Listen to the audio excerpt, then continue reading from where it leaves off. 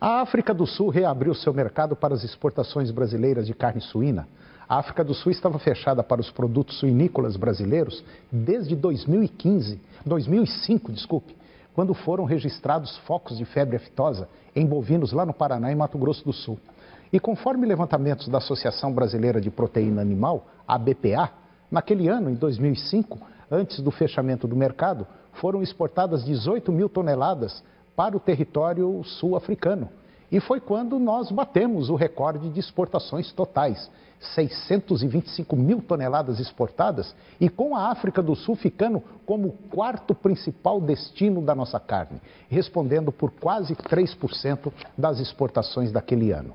A reabertura da África do Sul vai influenciar positivamente, em breve, o saldo das exportações da suinocultura brasileira. E com este mercado agora reaberto, é hora de expandir o fluxo de exportações de carne suína do Brasil, diminuindo a dependência do setor de embarques para o leste europeu. Bom, eu vou conversar agora com o Márcio Antônio, economista, analista de mercado da Cerrado Corretora. Márcio, bom dia. Bom dia, Toninho. Bom dia a todos. Ô, Márcio, essa notícia da África do Sul é uma notícia boa, né? Porque envolve carne, envolve milho, envolve soja, envolve muita coisa, né? Sim, volta a ser mais um mercado que o potencial que o agronegócio brasileiro passa a ter ir além daqueles que já existem no momento, né? Ô, Márcio, como é que você está vendo aí a situação do milho? Vinha em baixa, deu aquela explosão, agora está dando uma esfriada. Como é que você está enxergando isso? Sim, o mercado voltou a recuar um pouco, né? Aqui no Brasil, tanto o mercado futuro como também o mercado físico. Principalmente pelo fato do anúncio dessa semana que a safra americana começou já a recuperar o ritmo de colheita, a soja já atingiu a série histórica dos 5 anos, o milho um pouco aquém, mas também tendendo a chegar a isso aí, né? Algumas notícias ainda dando um pouco de tendência de alta, principalmente no caso da soja, que é a possibilidade de aumento da exportação americana para a China, então deu uma sustentação.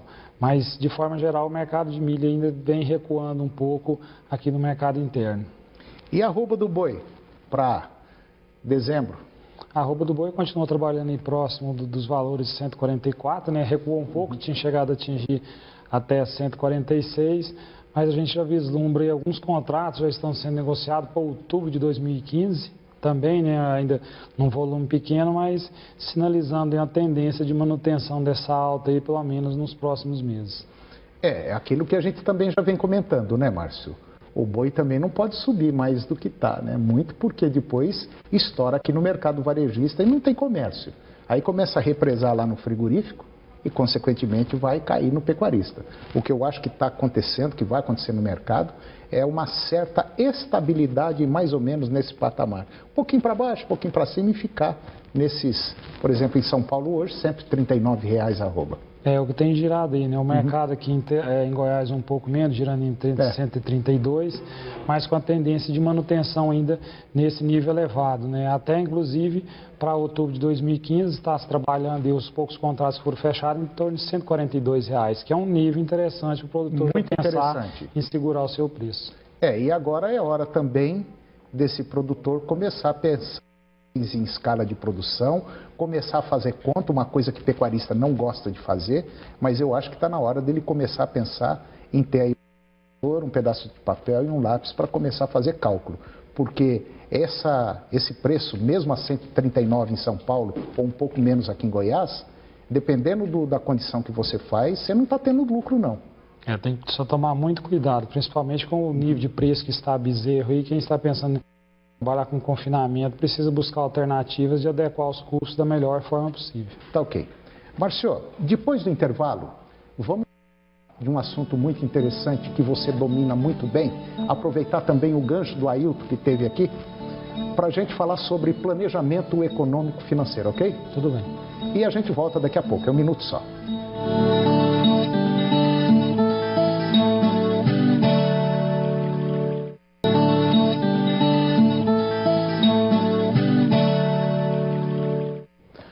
Ô Márcio, este ano nós tivemos um ano em que muita gente, vamos dizer assim, de maneira geral, foi bem no setor agropecuário. Tanto na agricultura, na pecuária também foi legal, nós tivemos um leite aí com preço bom. Agora, para 2015, nós estamos assim com um ano meio de incertezas. E eu vejo da seguinte maneira, eu acho que agora é o momento do produtor pensar no futuro. Quer dizer, pensar num planejamento, se ele nunca fez, ele fazer esse planejamento, passar a coisa para o papel, analisar o mercado local, nacional, internacional. Está na hora dele fazer isso. Sim, isso hoje é vital, é imperativo que ele tome essa atitude, dada as características da concorrência que tem sido cada vez mais apertada, para adequar os seus custos. A gente tem o caso da pecuária mesmo, novas tecnologias vão surgindo, somente na área de nutrição, alimentação. De repente você reduzir tempo de pastagem, aumentar o tempo de coxo do animal, né? Você adotar mecanismos para recuperar suas pastagens, existem linhas de crédito para isso, como o Ailton mencionou anteriormente. Então o produtor tem que buscar isso aí, adequar.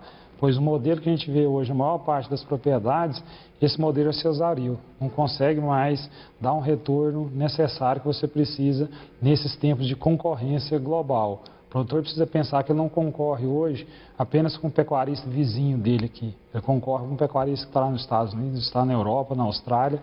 Então isso é importante. Ele tem que fazer os seus custos, calcular, adequar a forma, fazer um planejamento econômico, ver o que é o momento adequado para ele confinar, para ele fazer a retirada desse animal. Tudo isso tem que ser levado em consideração. Até nos bastidores, antes da entrevista com o Ailton, nós conversávamos e ele me disse o seguinte, que a maioria dos projetos que ele está fazendo, esses projetos, eles estão sendo voltados para a recuperação de pastagem. Quer dizer, isso vem provar que o pecuarista começou a se preocupar, porque ele sabe que o boi só vai ganhar peso e velocidade com comida. É claro que tem genética por trás de uma série de coisas, mas o principal é a comida. E hoje nós estamos vendo, por exemplo, o que nós falamos num programa aqui para trás, que saiu um levantamento agora do Mato Grosso do Sul, de 28 milhões de hectares de pasto, 14 milhões estão sem condição de pastoreio.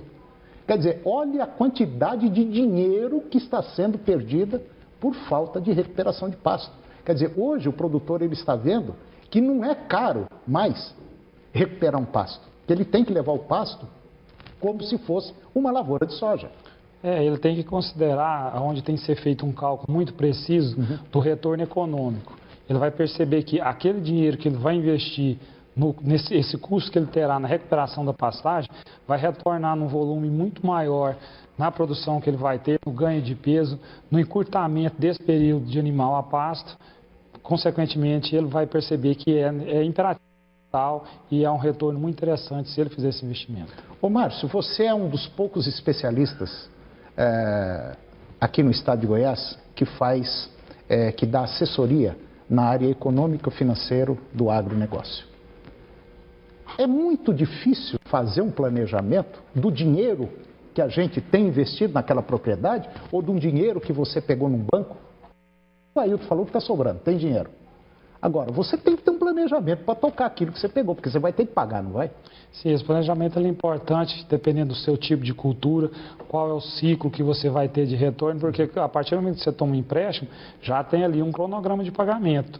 Então você já tem que ter o planejamento adequado de que em momentos você já vai começar a obter o retorno desse investimento que você está fazendo, de quando você vai estar vendendo seu boi, colhendo a sua soja ou seu milho que seja, né? Quando você vai estar reinvestindo esse dinheiro para que você possa cumprir aquele ciclo de pagamentos que foi determinado pelo banco, né? Então é importante fazer todo esse planejamento. É um risco muito grande você ir lá simplesmente tomar o dinheiro e depois pensar, não, de que forma que eu vou aplicar isso e de como que eu vou fazer essa amortização. Então, porque, Márcio, é uma coisa interessante. A partir do momento que você pega o dinheiro num banco, se você pegou, um exemplo, 50 mil reais, você vai ter que ganhar no mínimo de 15 a 20 mil reais. Você vai ganhar em cima desse dinheiro que você pegou. Você não pegou ele só para fazer aquilo e pagar ou ganhar só aquilo que você pegou o empréstimo. Não é por aí.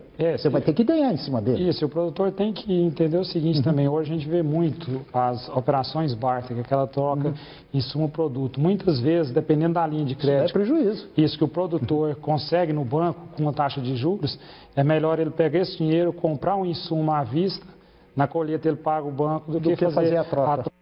A trade, que às vezes é mais desvantajosa ao produtor do que o financiamento. Ok. Márcio, mais uma vez, obrigado pela sua participação no nosso programa. A gente tem que continuar mais com essa conversa, é muito boa. Estamos à disposição.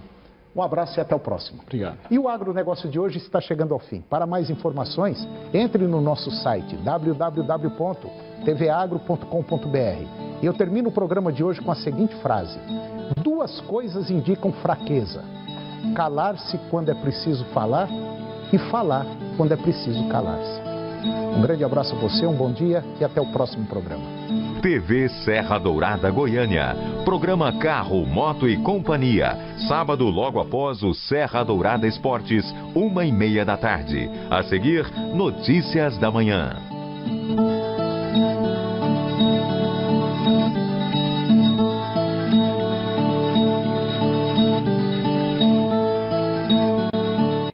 Agronegócio. Oferecimento.